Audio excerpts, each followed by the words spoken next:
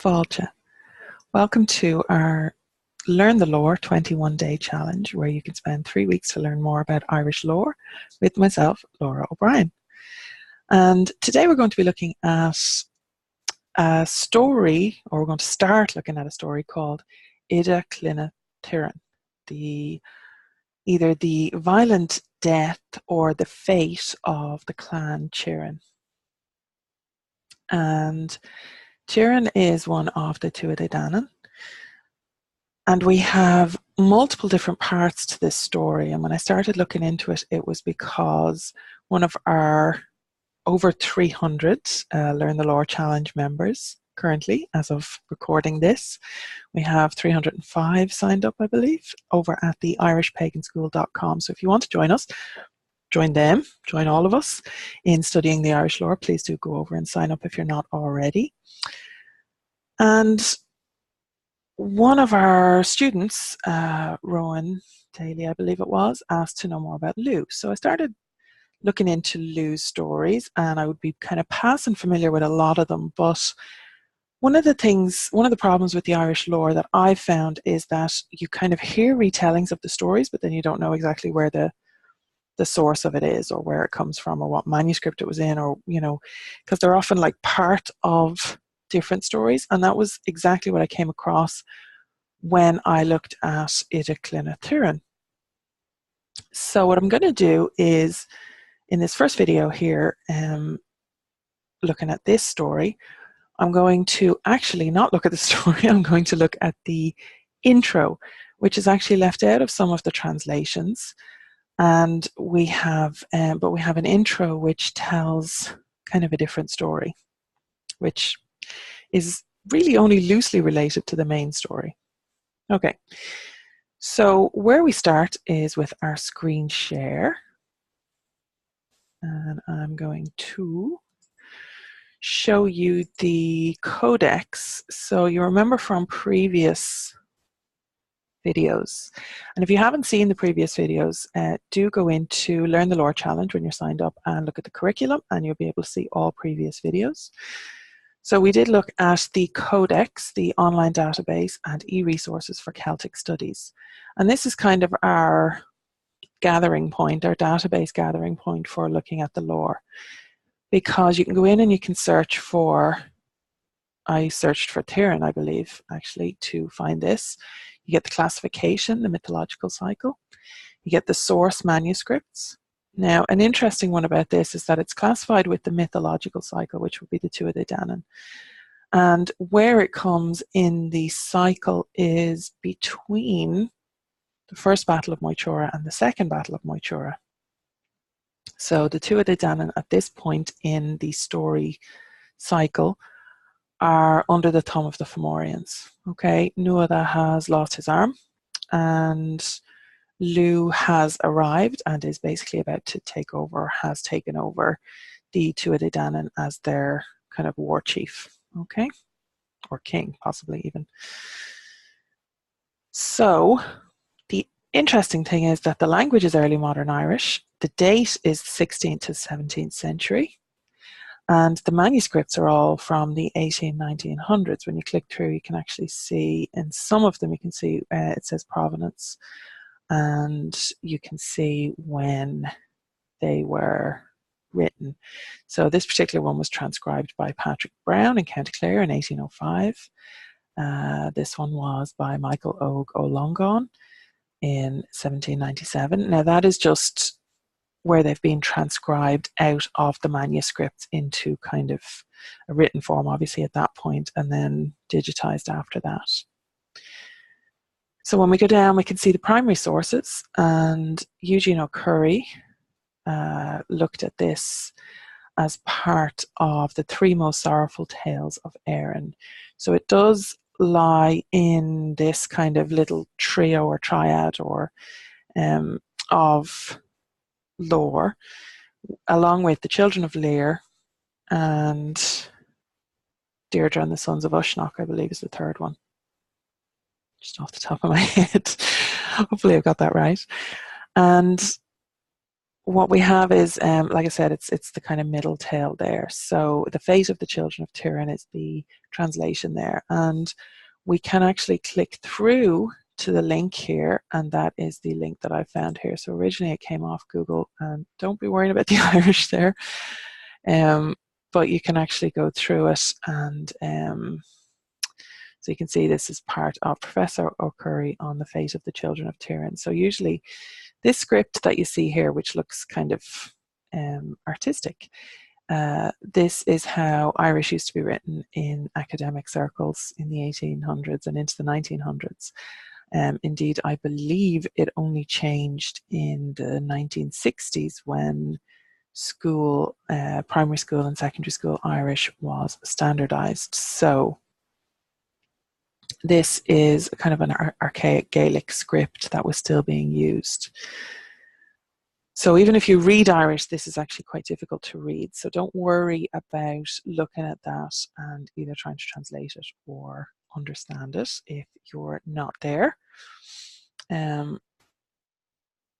you can see that there are actually translations as well. Okay, and you can see that in most of these books, where they have taken the transcriptions out of the manuscript, printed them in the books, and then translated them as well. So we're not going to actually look at that as a source. We are going to go to Richard O'Duffy's Oidhe Cloinne Tuireann, The Fate of the Children of Tuireann.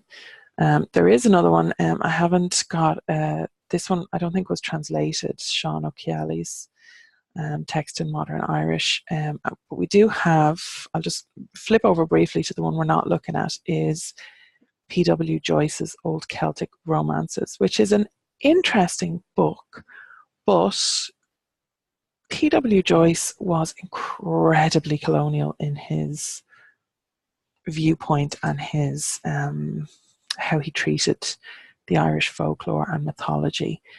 So there are parts of it that you really kind of have to take with a pinch of salt, and it's kind of hard to see which parts they are.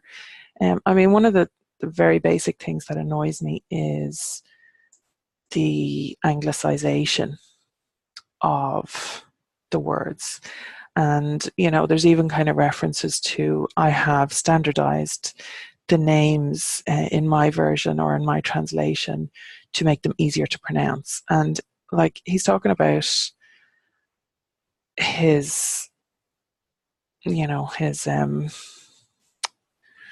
particular colonialized mentality. He may have been Irish, but if he was translating in the 1800s and the early 1900s, if he was collecting folklore and translating, he was a very well-to-do Irish person who had a different lifestyle, shall we say, than the vernacular people of Ireland. Yes, we can just leave it at that for now.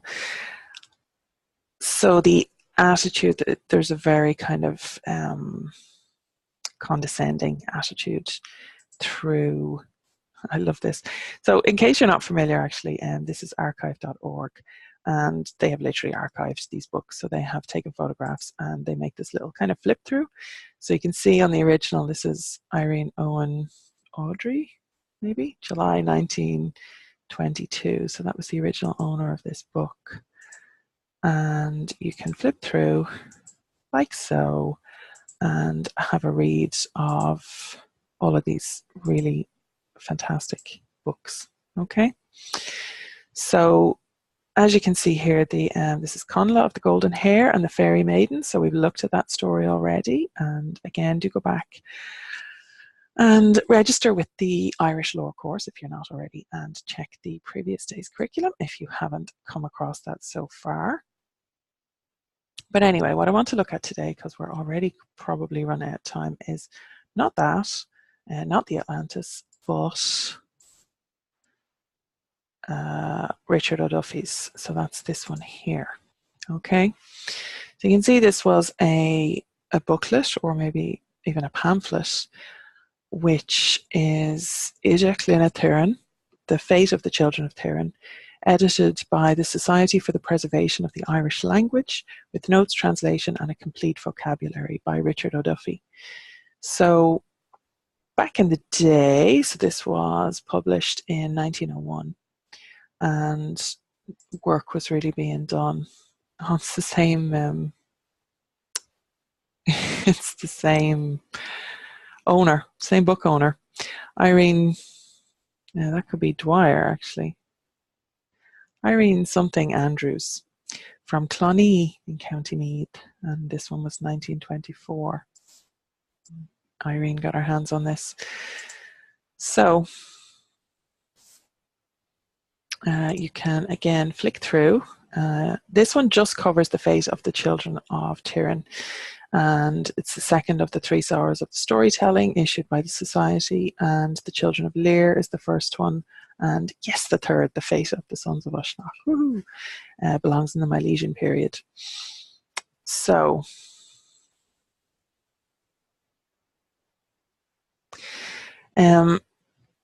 what we're going to do is look at that, but we're not actually going to get into the fate of the children of Tuireann today, because there is a preface. Now, if I can read out Joyce's note on this story. In the Book of Lecan, the folio 28, which was compiled by the MacFirbishes about AD 1416, is a short account, partly in prose and partly in verse, of the celebrated Eric fine imposed on the 3 sons of Tuireann by Lua of the Long Arm for killing his father Cian. But this old book does not give the story of the quest for the fine. The full tale, text, and literal translation has been published by O'Curry in the Atlantis, which is the first source that we looked at there. There are several good copies in the Royal Irish Academy, yada, yada, yada. There are references to these 3 sons of Tuireann and to the manner of their death in 2 very old authorities, Cormac's Glossary, AD 900, and a poem by Fian of Monaster Boyce, who died in 1056, a copy of which is in the Book of Leinster, written about 1130. In the older references to the sons of Tuireann, they were called Brian, Eochair, and Eocharva, and in some comparatively modern copies of the tale, the names are a little different. For instance, Peter O'Connell calls them Ur, Eochair, and Eocharva, and they vary still further in other copies.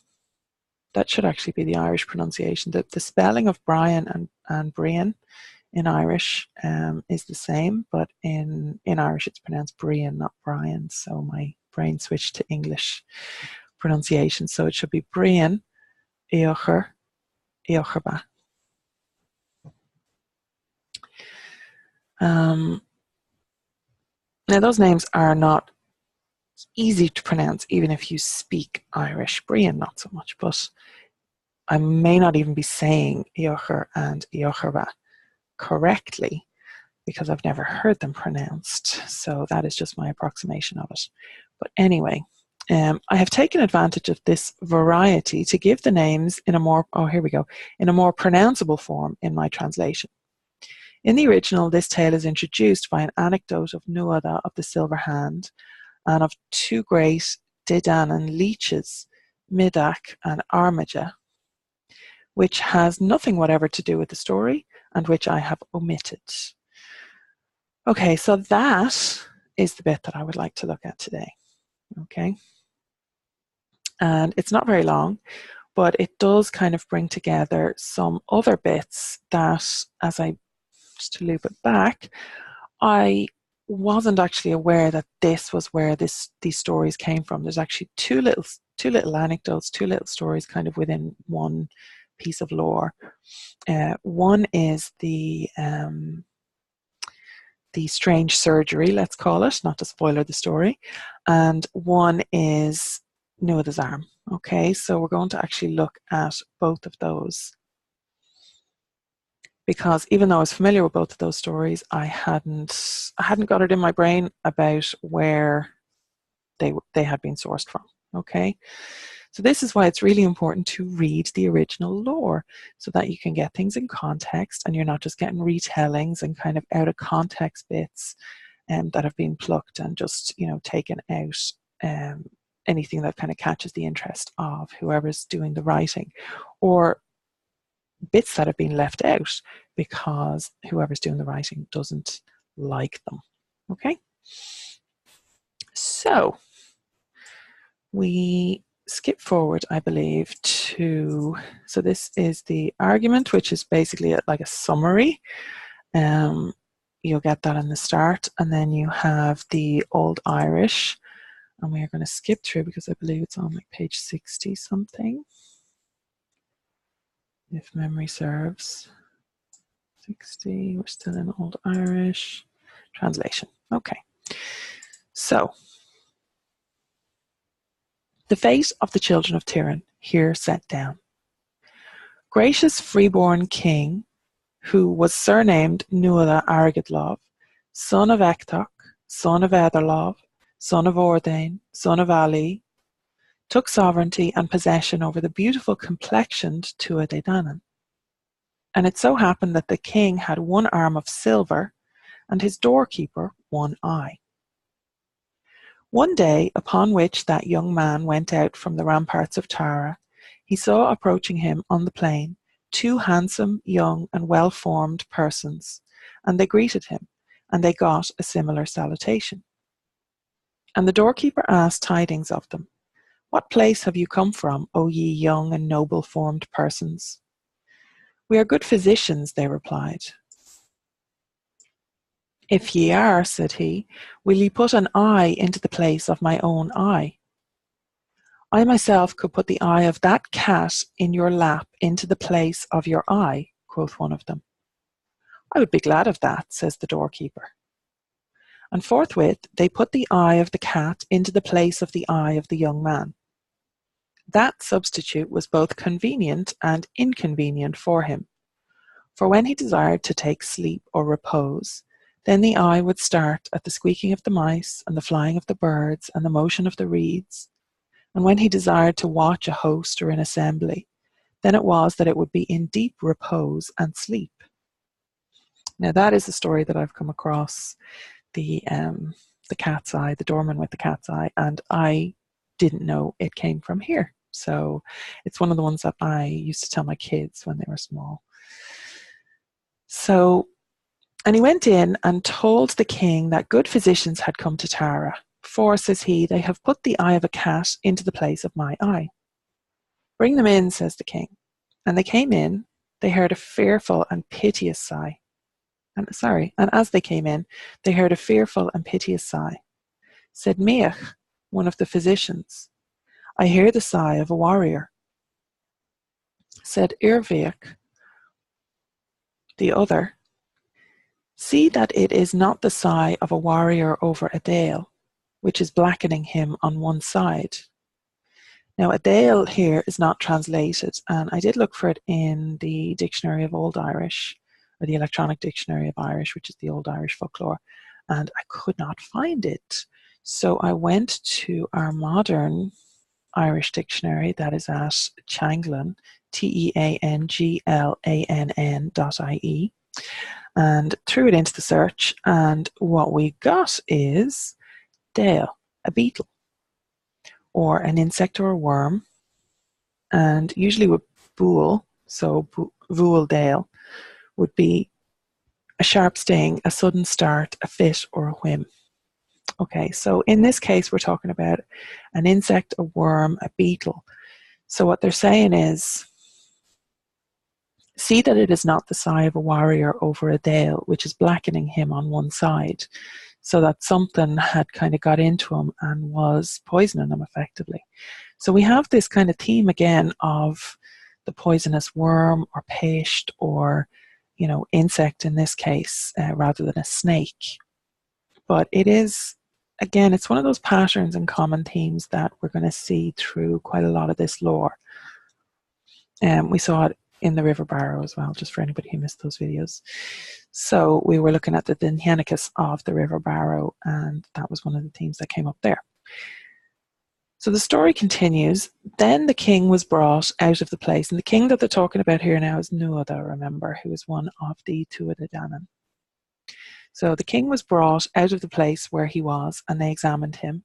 And one of them drew out the arm from his side, and out of it there bounded throughout the fortress a dale, and the household arose and killed it.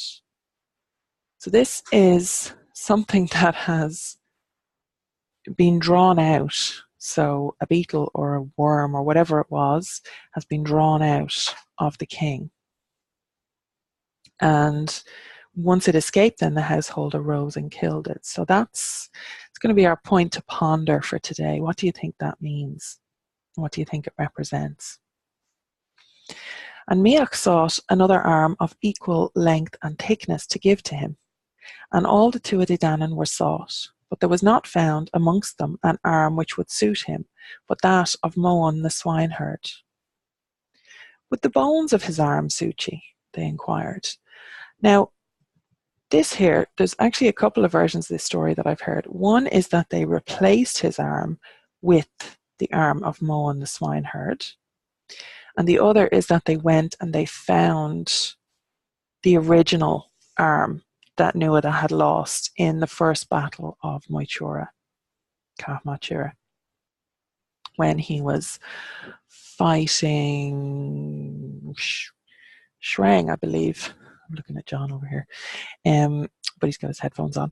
So Shreng, who was the Firbolg champion, so it might not have been him that he was actually fighting. I know that there was a discussion between Shreng and the Tuatha Dé Danann. But anyway, Nuada got his arm chopped off in that battle. So I believe that what they're talking about here is the bones of Nuada's original arm, that they're going to go and find the arm. Okay? So would the bones of his arm suit you? They inquired. That is what we would prefer, they replied. And accordingly a person set out for it and brought it back with him to Tara, and it was given to Miach. So where this arm had been kept, whether it was still on the battlefield or buried somewhere or somewhere close to Tara, is obviously not talked about. So that's another kind of interesting consideration. So Miach said to Irviach, whether is it your pleasure to set the arm or to go in search of herbs for the purpose of putting flesh upon it? And Irviach said, I prefer to set the arm. So he's given him the choice of the two jobs that have to be done, to set the arm or to go and look for the herbs for putting the flesh back on it. So Irviach says, I prefer to set the arm. Thereupon Miach went to seek herbs and brought them back with him, and then the arm was set. Now, that's the end of the introduction story. So we will go tomorrow, and in subsequent days we will look at the rest of the stories, the rest of this story. But I kind of wanted to leave it here. So your point to ponder for today is what this Dale represents, or what the kind of moral of this story, so whether just this little part of it or the whole thing, what the moral of the story might be. So I'd love to hear your thoughts on that.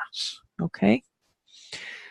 Slán go fóill for today, and we are going to continue this tomorrow. So I will see you back here then.